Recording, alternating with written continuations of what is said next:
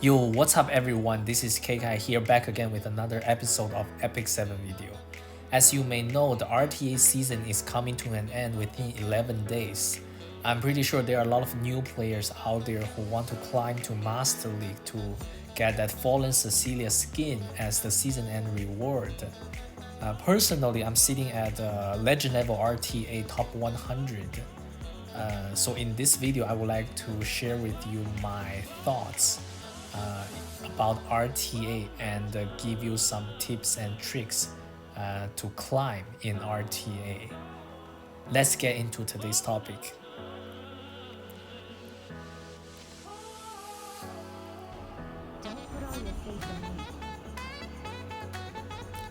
So if you are a new player, you probably can feel the frustration in RTA if you have already tried this game mode, because there's a huge gap between day one player and new player. Because in Epic 7, gear takes time to improve and unit takes time to obtain as well. So it's okay, don't be frustrated because this is how the game is designed, and as you progress in PvE content, you will become stronger and have better units. And if you are managing your resource correctly, you will be able to do pretty well in RTA in the upcoming future. So do not be frustrated. So in this season, as you can see here, the season reward is going to be a Fallen Cecilia skin and some border and the background. If you are master above, you can get the skin for free. In my opinion, this is really a free skin, so everyone should be getting, and you should try to aim for the Master League because it's not very hard indeed. So basically, if you finish your placement matches, you will be ranked in either gold, silver, or bronze, depends on how you performed. And after you win each match, you gain like a certain amount of points, and if you lose some points. But one interesting fact is that if you want to climb to master, you can basically lose your way to master. The idea behind this is that even you have a negative win rate, for example, you win 4 matches but lose 6 matches, your points will still increase in total. So basically you can lose your way to master. So that's what I mean by this skin is kind of free for everyone, because as long as you play enough RTA matches, you will eventually be able to get there, unless you are super new to the game. That's one interesting fact. So next, I will be talking about some of the key units that you can build and that are free to play and very strong. Even in high level RTA, legend level, top 100, people are still using these heroes. And if you have this hero, I highly suggest you to put good gear on them and be successful. Let's get into it.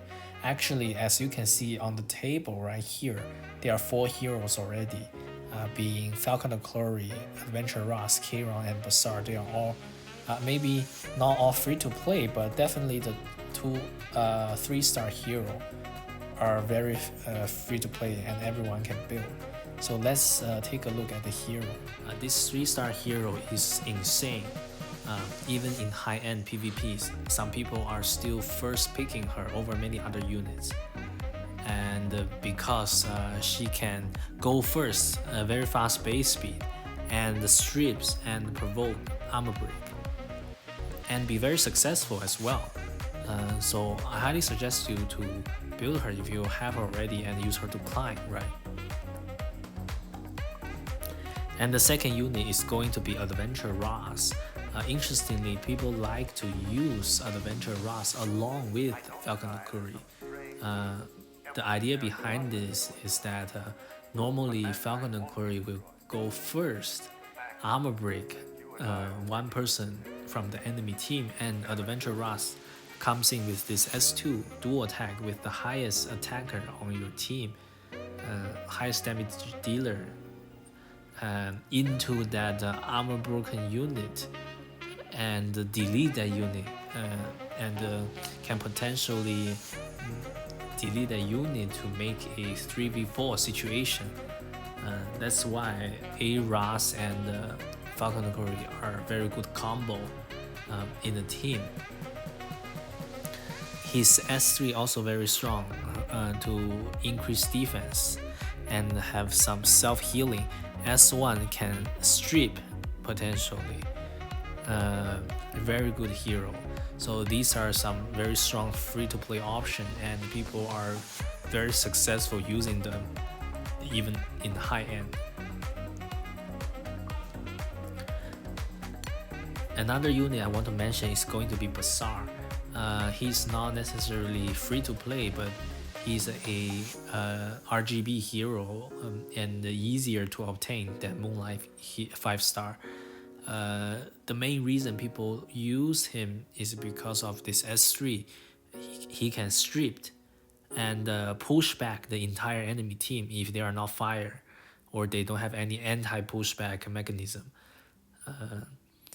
And basically this gives you a lot of advantage, gives the rest of your team member a lot of advantage. And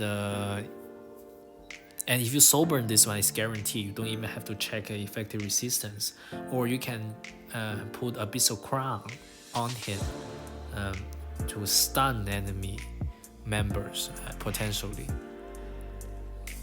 S2 or some debuffs, S1 as well. Very powerful hero, and he is probably one of the best hero in the current RTA meta.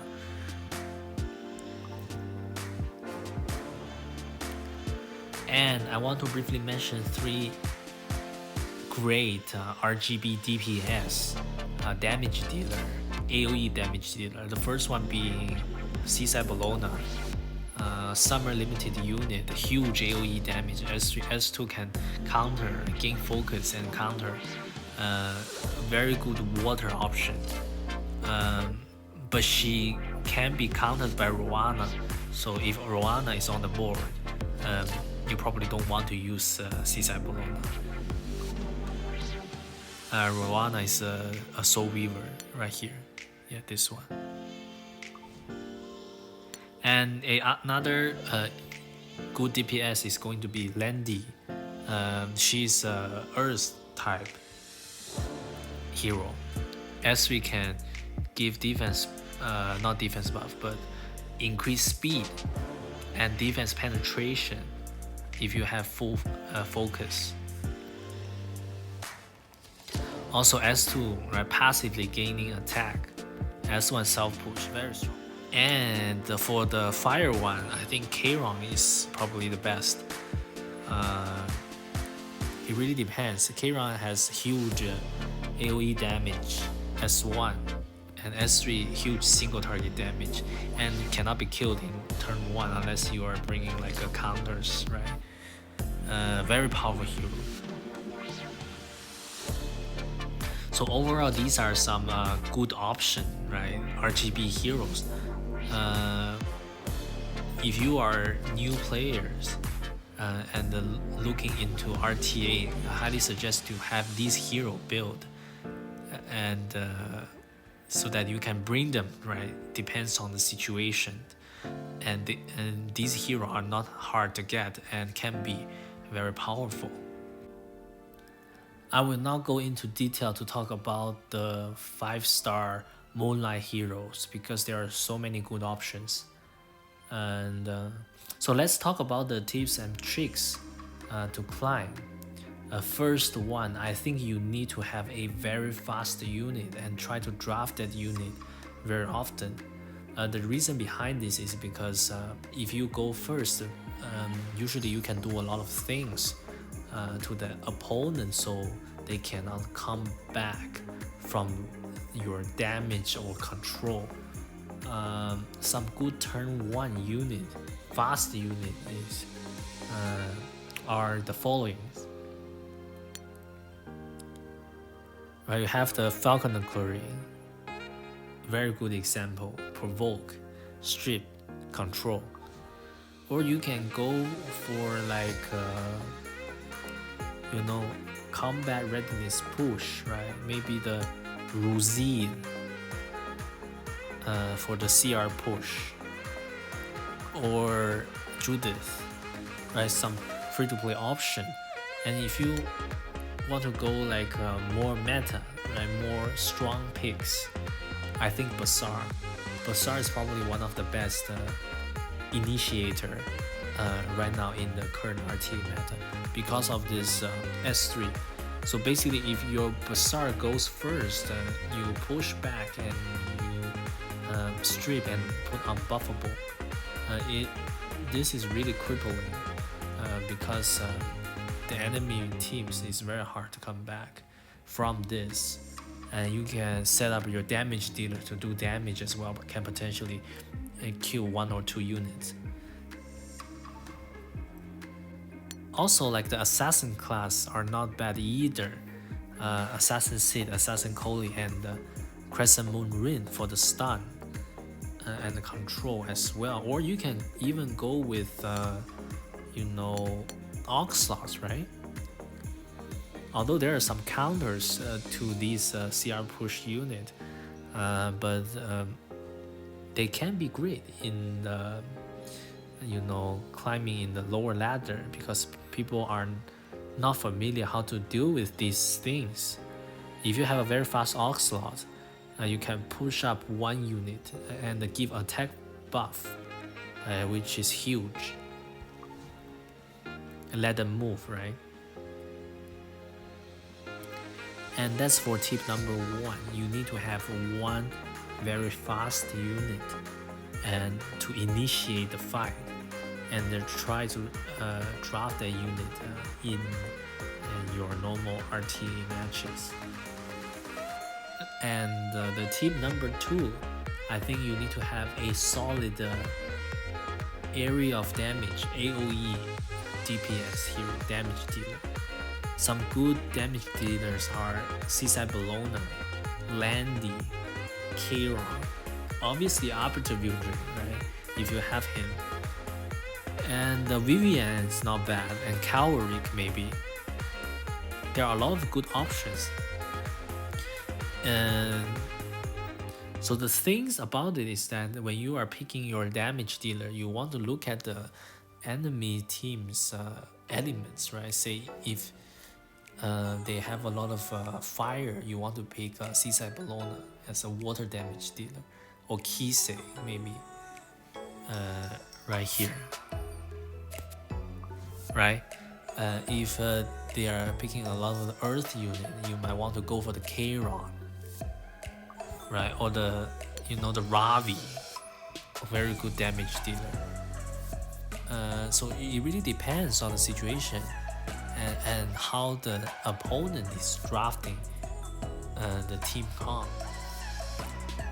That's for tip number 2.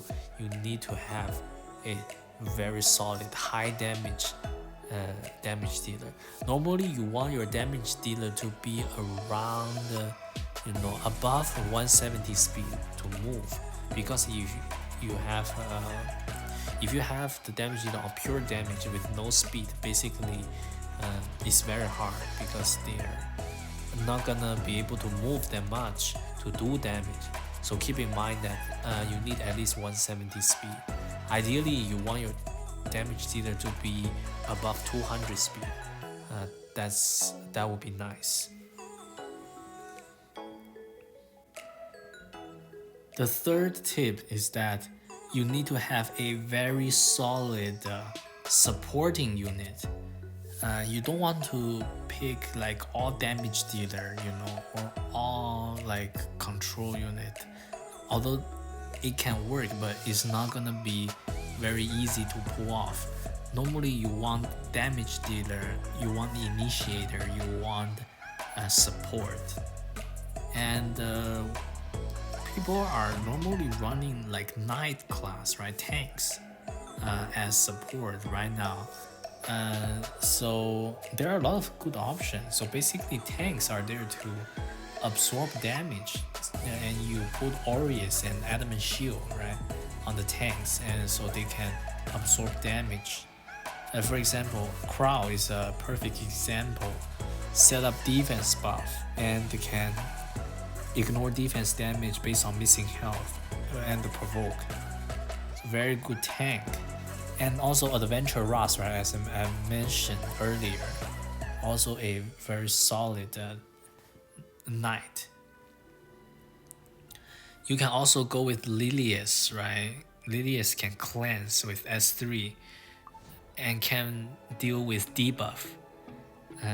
So there are a lot of different options. It really depends on the situation, what the enemy team is drafting. If the enemy team is drafting heavy damage, you might want to go for like a, damage mitigation, maybe like Fallen Cecilia, right, Crown. If the enemy team is drafting control, you might want to go for Lilius, right, or some immunity setup, right? For example, the Last Rider Crown. By the way, the overpowered option for tanks are like Fallen Cecilia, Ambitious Tywin, and Last Rider Crown. These three units are probably the SS tier heroes, and if you have them, you can build them as well. And as of for Soul Weavers, probably if the enemy team is not bringing any debuff, you can use the Annie, probably one of the best Soul Weaver for attack buff and some healing barrier if you have her on Rod of Merylons, right? Or even the Ruel, although you don't see Ruel that often anymore.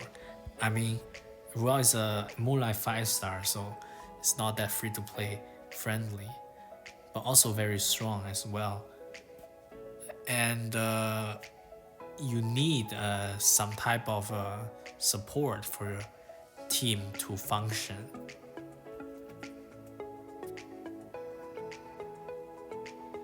The next tip is going to be that you need to try to focus on few heroes and make them really good and use them in RTA instead of building all different types of hero and they are really average.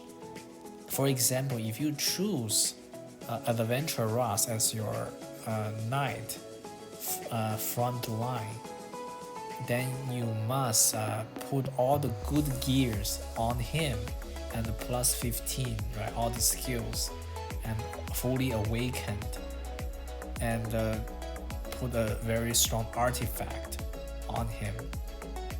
And don't even think about putting resources into other knights before you finish this character, and then try to use this character often, because the key thing is like, especially right in terms of like a damage dealer, you want to have the skill fully molar, right, plus 15 maybe, or for example, Kayron, you don't need plus 15, you need to max out the first and third skill to do maximum damage.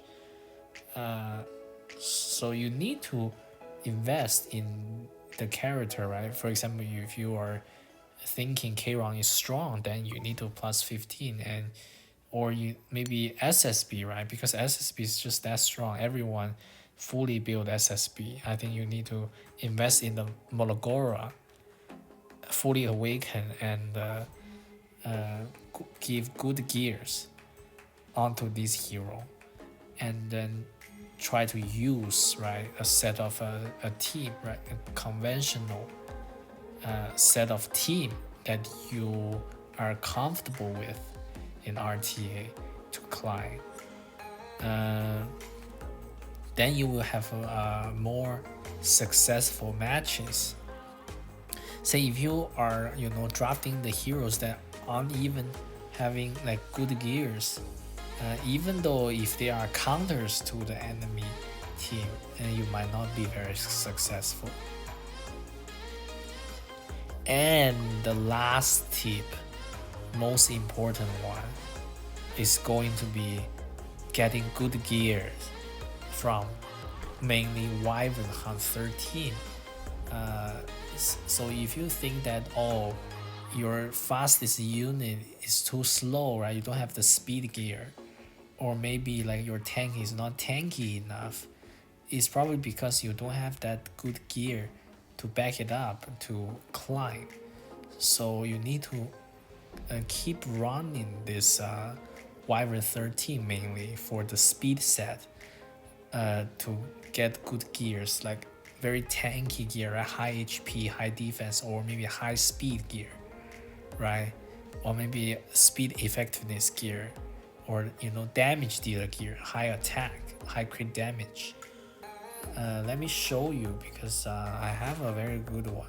This one on my Arbiter Wieldred, 34 critical hit damage. I think he is really good, and I got this gear from like farming Wyvern. And if you have this type of gear, it sets you up with success. So I think that's the key point, because really in high end, people are still using like 3-star unit, right? Like Falconer, Kluri, and Adventure Ross. But why can they, break top 100? It's because the gear that they put on those units are very insane, have a lot of stats, very high roll. So that's why you need to keep farming Wyvern 13. If you haven't got a team yet, try to build a team to farm this dungeon. And then after you farm Wyvern, you can move on to Banshee, right? And Asthmatic Hunt as well, for other sets, right? Counters, maybe immunity set. That's all the time I have for you guys for this short RTA guide. So if you have any question, feel free to let me know in the comment section below, or I put the Discord in the description below as well if you want to reach me to discuss anything or for any help, right? If you like my videos, please make sure to click on the like button and subscribe if you're new for more future content. So I wish you all the good luck in climbing to get that Fallen Cecilia Skin, and I will see you guys in the next video.